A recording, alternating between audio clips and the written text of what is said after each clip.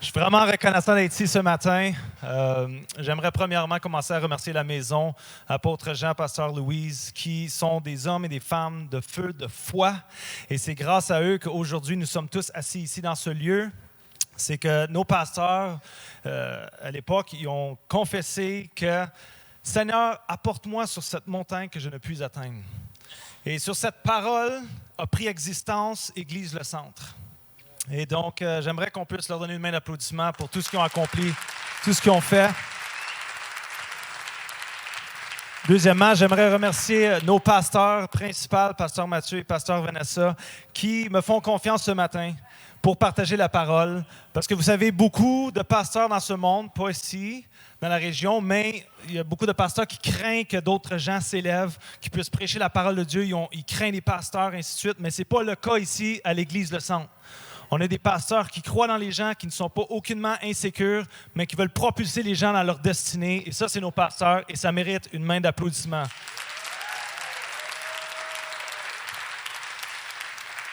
Bon, maintenant, c'est ici le temps de gagner des points avec ma femme. J'aimerais remercier ma charmante épouse Patricia, parce que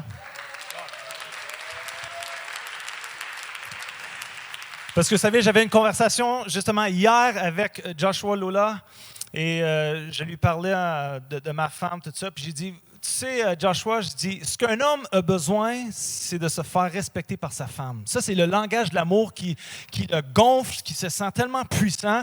Et j'ai dit, tu feras la remarque que dans les sports, les hommes ont toujours besoin des cheerleaders. Hein, quand on joue au football, quand on joue au volleyball, il y a toujours des filles avec les pompons. Puis les gars, il faut toujours qu'on soit encouragés par nos femmes. Mais les femmes n'ont pas besoin de ça. Je regardais les sports des femmes, puis il n'y a aucun homme. C'est là, bon, go, go, no way, let's go, tu sais.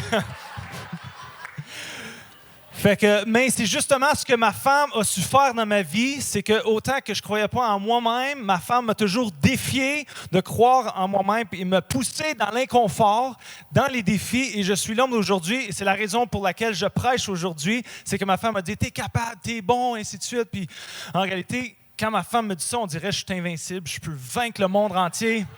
Je me sens comme... En tout cas. Mais finalement, puis je dis, quand il y a une chicane qui s'installe dans la famille ou dans le couple, tout d'un coup, tu te sens comme le zéro, tu ne peux plus rien faire, tu es bon à rien. Mais c'est pour ça que j'aimerais remercier ma femme, c'est que ma femme a su me supporter et m'encourager dans tout ce que je fais. Et dernièrement, je veux plus reconnaître le roi des rois, le Seigneur, Jésus, qui a transformé ma vie à jamais. Lui, son nom qui est placé par-dessus tous les noms, par-dessus même le nom de ma femme, évidemment. Mais lui a fait la différence dans ma vie. Lui a transformé mon cœur. Que personne, aucun homme peut faire, Jésus l'a fait. Lui, son amour ne faillit jamais. Il est le même hier, aujourd'hui, éternellement. Et c'est ce qu'il veut faire aujourd'hui, et c'est ce que je veux faire aujourd'hui, c'est parler de ce beau nom de Jésus. Et comment qu'il est important et qu'il transforme nos vies. Vous savez, juste avant d'entrer dans mon message, de présenter mon titre, 2019 s'est avéré pour moi une année tellement difficile, avec beaucoup de défis et même de faiblesses. Puis par faiblesse, je veux juste clarifier ici, je ne parle pas de péché. Mais cette année 2019, j'ai dit « Wow, quelle année difficile! » Et cette année, ce que ça a fait, c'est que les pressions, les défis m'ont apporté sur mes deux genoux.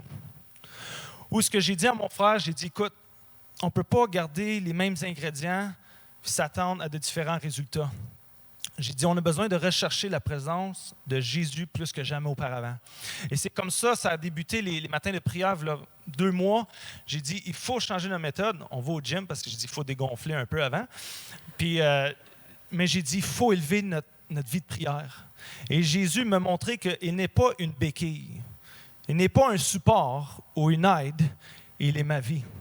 Jésus va se déclarer la vie, le chemin et la vérité. Jésus n'est pas un certain besoin, il est nécessaire dans ma vie, c'est une nécessité. Et c'est ce que j'ai commencé à faire, j'ai commencé à élever son nom dans la prière, puis je vais en parler plus davantage, mais comment est-ce qu'on a besoin de Jésus? Et vous savez, 2 Corinthiens 12:9 est tellement venu réel pour moi parce que j'ai dit, lorsque je me sentais faible, c'est alors que j'étais fort. Pourquoi? Parce que sa grâce m'a suffi dans mes faiblesses. Lorsque j'étais incapable, il m'a rendu capable par sa puissance, par sa grâce. Et quand on vient ici, puis je ressentais dans mon esprit que la majorité des gens ou des gens dans l'Église ont vécu une année tellement difficile. 2019 s'est avéré une année difficile pour une partie d'entre vous.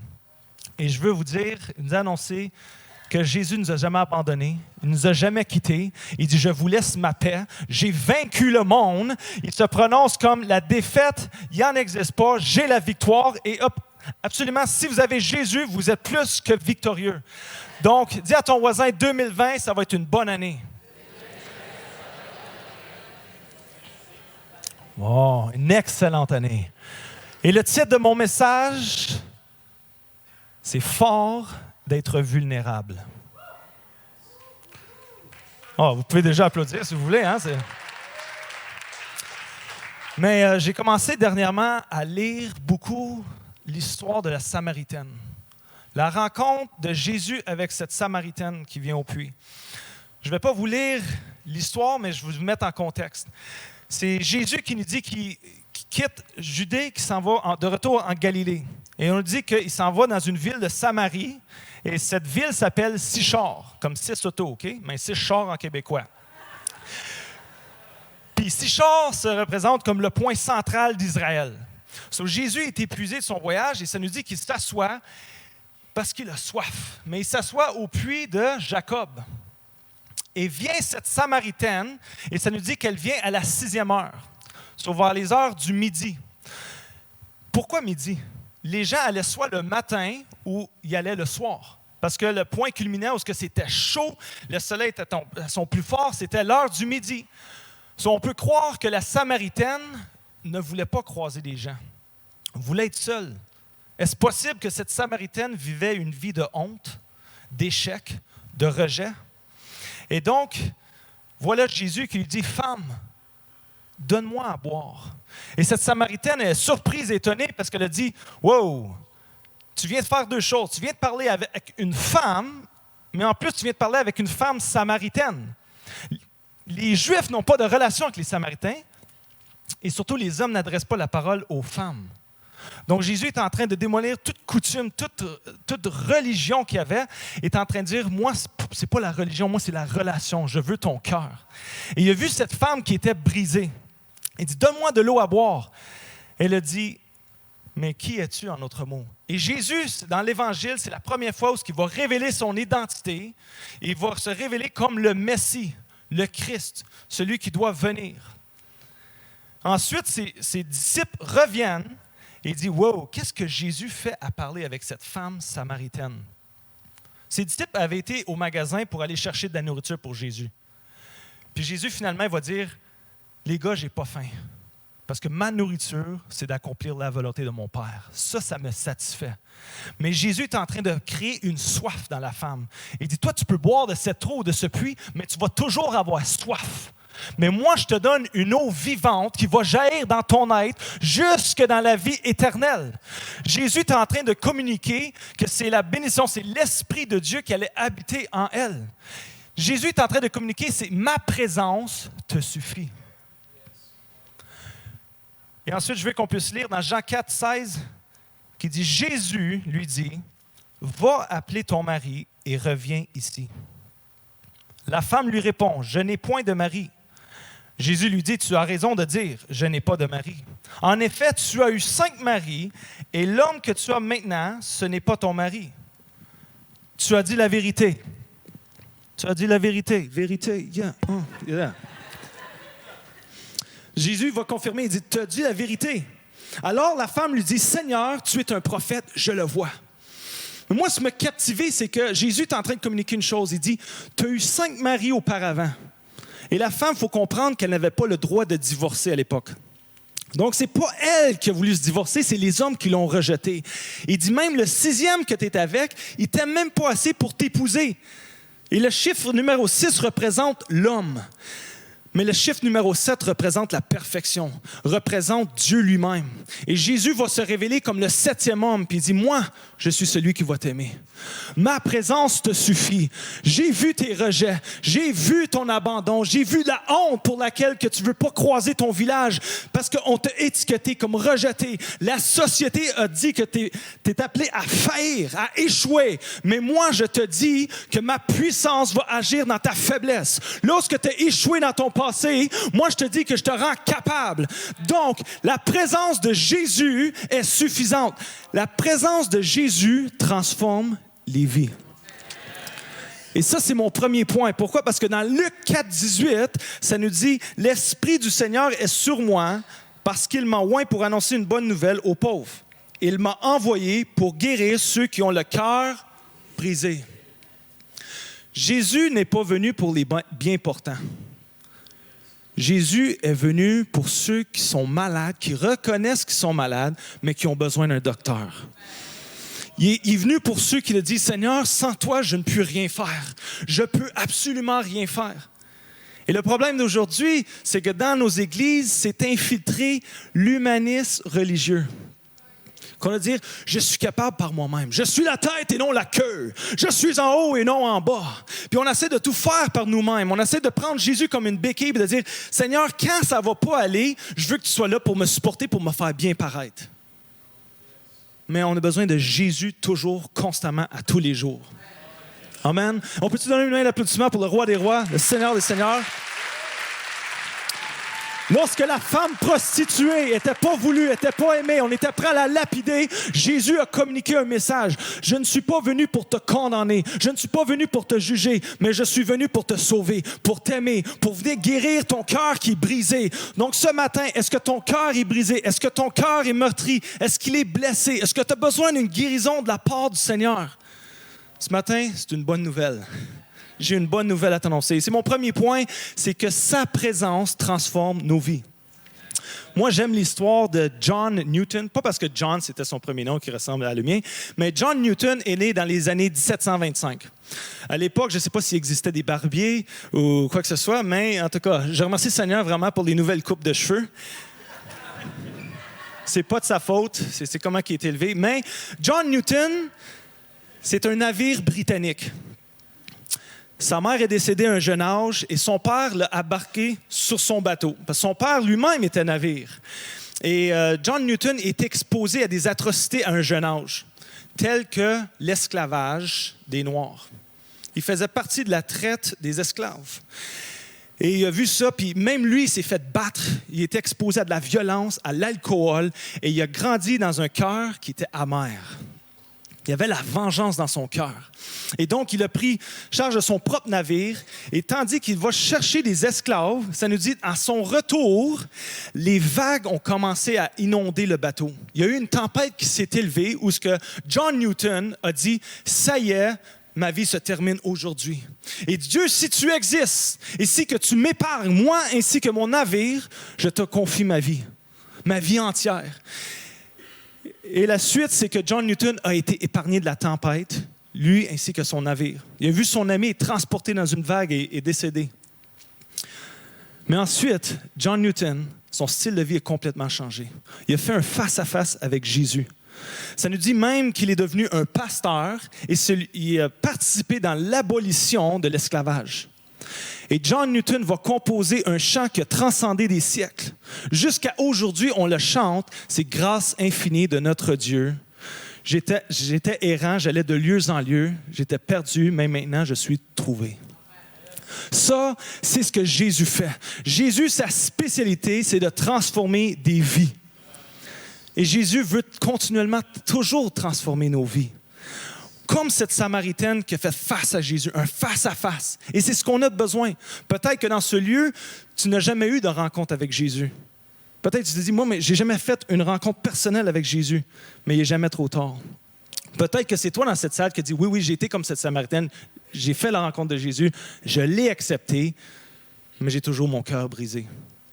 Et je vais vous raconter un témoignage qui m'amène à mon deuxième point, c'est d'être vulnérable dans sa présence. Vous voyez, c'est que Jésus va faire une chose. Il dit à cette femme, j'ai vu ton passé. Tu n'as pas à avoir honte. Je connais tout sur toi. Jésus connaît chacune de nos vies personnellement, ce qui se passe, ce qu'on n'a pas le goût de faire. Des fois, tu n'as pas le goût de venir à l'église, tu n'as pas le goût de lire ta parole, mais il faut être honnête avec Dieu. Dieu nous invite à être vulnérables. C'est pour ça, dans Philippiens 4,6, ça nous dit « Ne vous inquiétez d'absolument rien, mais en toute chose, faites connaître vos besoins à Dieu. » Mets-toi à nu devant lui. Explique-lui. Dis à ton Père, c'est quoi qui ne va pas. N'aie pas peur, c'est pas d'être fort par toi-même, puis de dire tout va bien par la grâce de Dieu, je vais confesser, puis tout va changer. Non, c'est de dire Dieu, je ne peux plus supporter. 2019 s'est avéré une année tellement difficile, je ne peux plus par mes forces, c'est ni par ma force, ni par ma puissance, mais c'est par ton Saint-Esprit. Dieu, viens-moi en aide. Et c'est peut-être le cri de votre cœur ce matin de dire Dieu, viens-moi en aide. Et justement, ça fait 2 mois qu'on a commencé la prière les matins à 6h30. Personne ne connaît ma prière de tous les jours. C'était Dieu, je veux être un excellent mari et un excellent père. Mais il me semble que par mes propres forces, je ne peux pas arriver. Pourquoi? Parce que j'ai été témoin pendant 6 à 7 bootcamps. J'ai vu des femmes et des hommes être brisés. Leur cœur était brisé par le manque paternel. Puis je dis, moi, Dieu, je ne veux pas ça pour mes filles. Je veux être un bon père pour que leur enfant puisse être en bonne santé. Mais en réalité, j'ai dit, Dieu, aide-moi. Et c'est 2 mois plus tard, qui est cette semaine, que Dieu a répondu. Je joue au Facebook, comme la majorité d'entre vous faites chaque matin. OK? Puis j'ai été déposer mes filles à la garderie, puisque ce matin-là, j'ai pris l'avant-midi off. J'ai dit, ma fille, elle a un spectacle à 9 ou 10 heures. Donc, je vais faire la grasse matinée. Je vais aller les porter, prendre un petit café, ainsi de suite, puis m'ouvrir mon petit Facebook. Puis là, je tombe sur la page de Patrick Lescombe. Il a fait une page sur Contes et légendes de thérapie. Et il nous parle des 4 types de pères pathogènes. Donc, on voit le père absent. Puis, non, ça, c'est pas moi. Hein. Tu sais, des fois, je vais être absent juste à cause du travail. Puis, le père exigeant. Puis, non, ça va bien. Puis là, je tombe sur le père dictateur. Écoutez bien ça. Juste avant de vous mettre en contexte, ma fille pleurait là, 2 semaines passées. Puis, j'ai dit, ma fille, il n'y a jamais de problème, mais toujours des solutions. Puis là, je fais la morale à ma plus jeune aussi. Ils ont 4 puis 2 ans. OK? Je allais être forte, mes filles. Puis je dis, là, je suis fier, je dis ça à ma femme, je dis, regarde bien ça, j'ai appris ça à mes filles. Je dis, il n'y a jamais de problème, toujours une solution. Là, je le dis à Pasteur Mathieu, je dis, hey, tu sais ce que j'ai développé comme dicton dernièrement? Jamais de problème, toujours des solutions. Et voilà que, comme je dis, j'arrive sur Facebook. Le père dictateur, voilà quelques caractéristiques. Le succès avant tout et coûte que coûte. Il n'y a pas de problème, il n'y a que des solutions. Il faut être fort. Les émotions égale faiblesse. Si tu n'es pas gagnant, tu es un perdant. Et voici les conséquences pour l'enfant. Crainte des erreurs, perfectionnisme et risque de surmenage, difficulté d'acceptation de soi, rigidité, tendance à l'évitement. Donc, à ce moment-là, j'essaie de banaliser un peu, puis je dis à ma femme, je le lisais à haute voix, puis là, je le lisais moins fort, puis je dis, est-ce possible que c'est moi, ce père dictateur-là? Ben, ouais, on dirait que ça ressemble un peu. Tu sais, elle hésitait un peu, elle disait, oh my gosh, tu sais. Elle me dit, il n'y a jamais de problème, il y a toujours des solutions. Mais finalement, j'appelle Patrick Lescombe, puis dans mon esprit, je suis troublé. Puis je me prépare pour aller à la pièce de ma fille. Donc, je dis, écoute, j'ai pas trop le temps de te parler, mais j'aimerais pouvoir te rencontrer ce midi. J'ai dit, on dirait que je me retrouve dans la catégorie des pères dictateurs, puis je veux en être libéré. Et donc, je m'en vais à la pièce de ma fille, la pièce de Noël, puis elle était tellement cute, puis elle me cherchait partout. Il y avait tous des lunettes fumées, ainsi que leur chapeau, leur casquette. Puis elle regardait « Où est-ce qu'il est papa? » Puis finalement, je suis là en avant, puis là, elle est toute fière. Finalement, ben, elle est concentrée, mais déconcentrée, puis elle commence sa pièce de Noël, puis là, ben, tu sais, c'est la maternelle, fait quand même, les enfants, ils bougent leur tête. Puis là, après ça, ils font des mouvements avec leurs mains. Je veux même pas éviter. Copier, là, imiter. Mais finalement, les gens commencent à rire parce que c'est cute. Puis là, elle commence à pleurer. Elle a la honte de sa vie. C'est comme elle penche sa tête.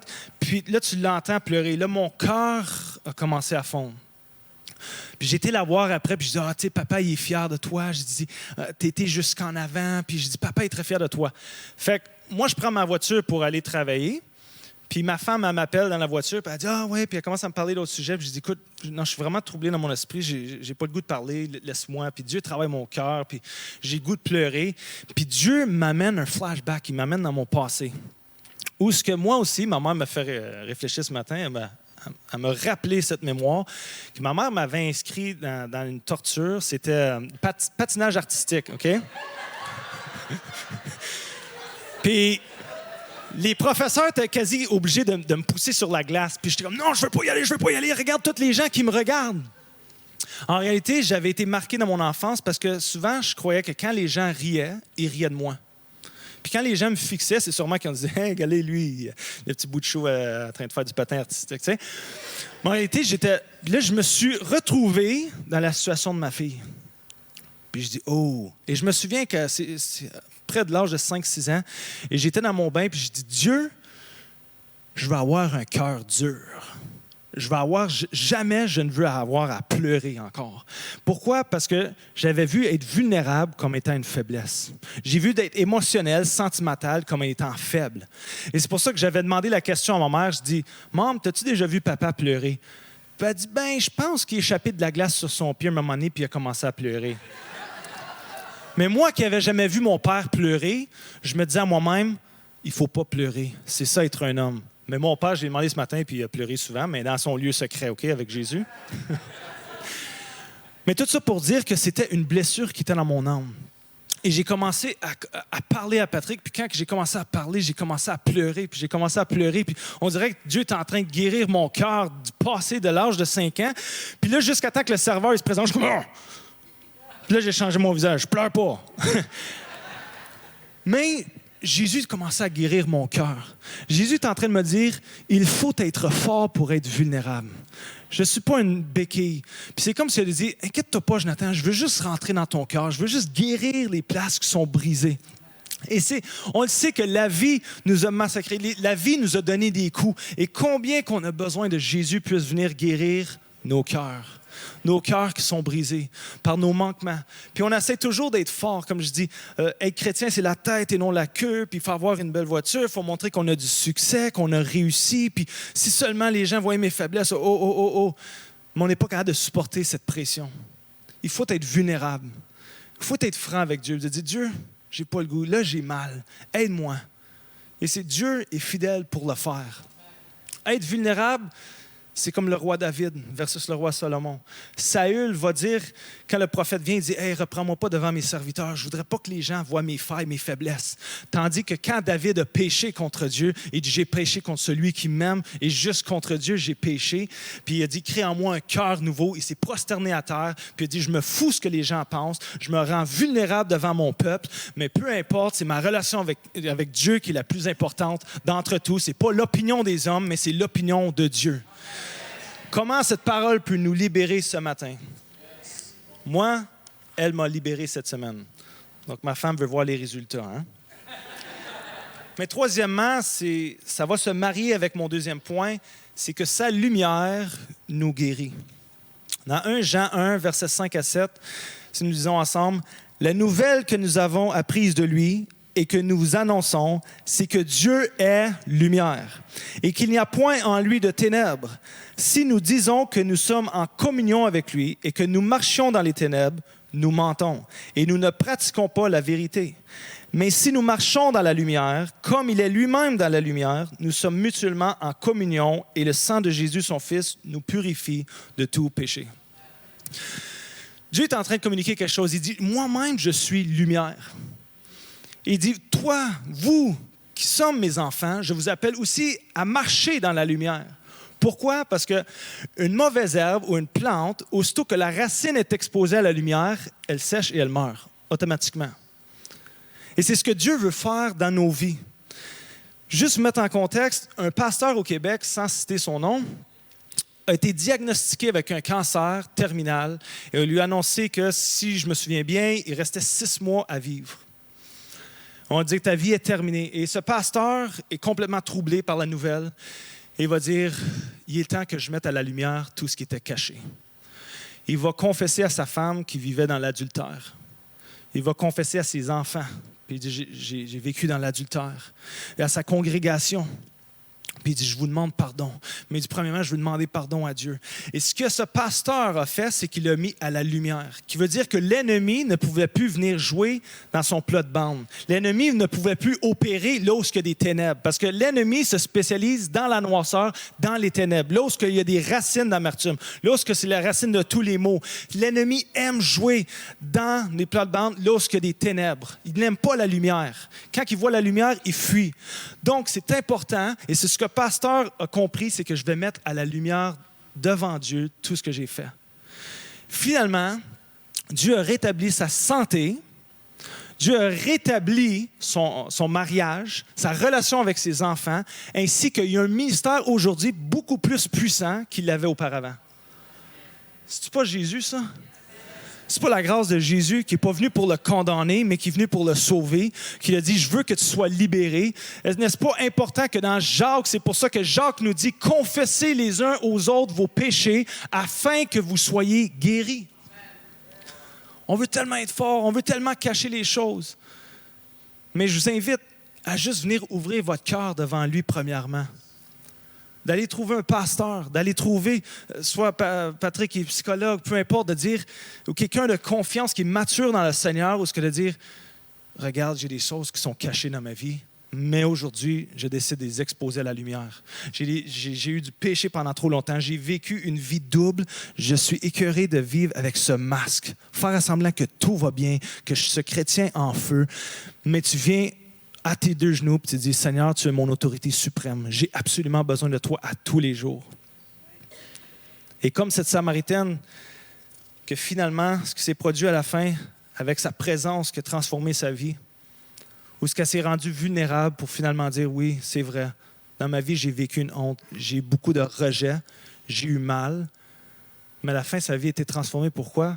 Parce que ça nous dit dans Jean 4, 28 à 29, « Alors la femme, ayant laissé sa cruche, s'en alla dans la ville et dit aux gens, « Venez voir un homme qui m'a tout dit ce que j'ai fait.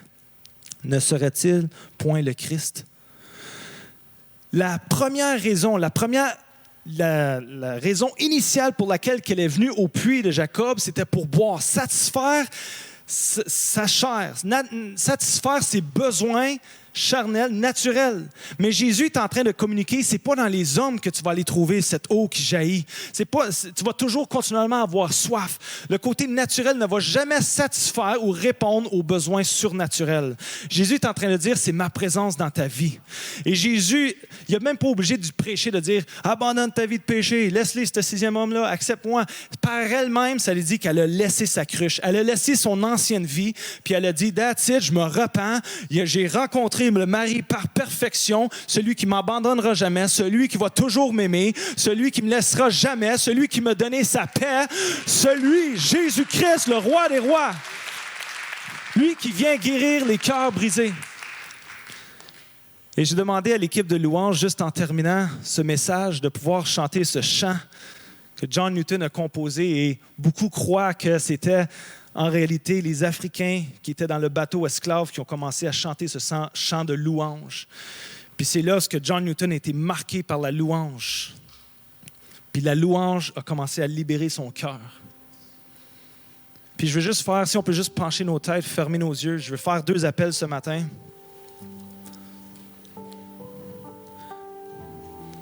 Premièrement, j'aimerais faire cet appel si tu te retrouves dans la situation comme la Samaritaine. Tu n'as jamais rencontré Jésus-Christ, tu as peut-être entendu parler de lui, mais tu n'as jamais eu une rencontre personnelle. Tu ne lui as jamais donné toute ta vie. Peut-être qu'il y a des choses qui te retiennent, c'est peut-être cette cruche, des choses dans le naturel qui te dit, ça va satisfaire ma soif, mais Jésus est en train de dire, il n'y a rien qui va satisfaire ta soif comme ma présence dans ta vie. Et Jésus veut que tu puisses reconnaître, je ne suis pas ici pour te condamner, je ne suis pas ici pour te juger, mais je suis ici pour te sauver. Et comment qu'on a grandement besoin de lui. Et si c'est toi qui n'as jamais accepté Jésus, qui a fait de lui le numéro 1, qui ne l'a jamais accepté comme sauveur, je t'inviterai juste à lever ta main dans ce lieu. Et juste dire, Seigneur Jésus, j'ai besoin de toi. J'ai besoin que tu viennes sauver mes vies. Je vois cette main. Faites-le devant Dieu. Je ne apporterai même pas en avant. Vous n'allez même pas vous avancer en avant. Je fais juste dire devant Dieu, levez votre main et de dire, Jésus, j'ai besoin de toi. Je vois cette main. Merci pour l'honnêteté. Merci d'être vulnérable ce matin, là où est-ce que tout commence. Et c'est ce deuxième appel que je veux faire, c'est d'être vulnérable dans sa présence. Tu as peut-être déjà accepté Christ, mais il y a quelque chose qui manque dans ta communion avec lui. C'est peut-être les faiblesses, c'est peut-être les manquements qui se sont produits dans les événements qui se sont produits, qui ont brisé ton cœur. Tu ressens comme si tu cries à l'aide, tu es sur le bord de te noyer. Tu cherches le souffle juste pour survivre. Mais c'est comme Christ veut te dire, je suis venu afin que tu aies la vie et la vie en abondance.